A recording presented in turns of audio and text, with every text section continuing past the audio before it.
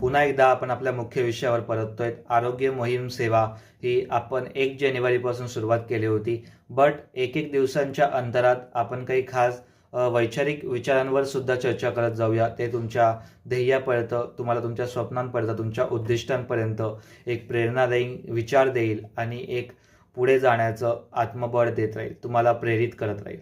आज जसं की diabetes, tumour, cancer, blood pressure, kidney stone असे मोठे मोठे समस्या दिवसेंदिवस वाढत चालल्या आहे.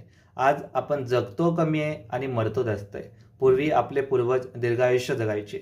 शुद्ध हवा, शुद्ध पाणी आणि पोषक अन्न असल्या कारणामुळे ते जास्त जगायचे, आजारी रोगमुक्त. आणि आज आपण आजाराला सुद्धा सोबत घेऊन जगतोय. याचा काहीतरी तोडगा असेलच ना. आपण म्हणतो की prevention is better than cure, पण मी म्हणतो की prevention is cheaper than cure. आणि आपण नक्कीच याचा विचार केला पाहिजे. आपण 1-2 दिवसांनी आरोग्याच्या अजून बारकाईने विषय काढूच. भरपूर डिस्कस करायचे, भरपूर बोलायचे. अनेक अहवाल, अनेक रिसर्च पेपर, अनेक सर्वे मी तुमच्यासमोर मांडणार आहेत. फक्त तुमचा दृष्टिकोन सकारात्मक असू द्या. आपण नक्कीच आरोग्य क्षेत्रात सकारात्मक बदल घडवू.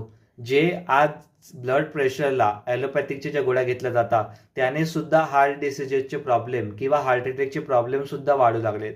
कारण एकदाच की तुम्ही ॲलोपॅथिकच्या गोळ्या घ्यायला लागलात, तर तुमचं ब्लड प्रेशर जर तुम्हाला असेल तर ते तुम्हाला कायमस्वरूपीच घ्यावं लागतं. कारण हे ॲलोपॅथिक गोळ्या आपल्या आजाराला फक्त तात्पुरतं ट्रीट करू शकतात.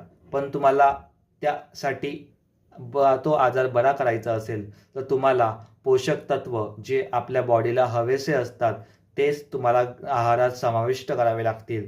नाही, ॲलोपॅथिक हे फक्त तात्पुरता उपाय आहे, पण तुम्हाला कायमस्वरूपी उपायासाठी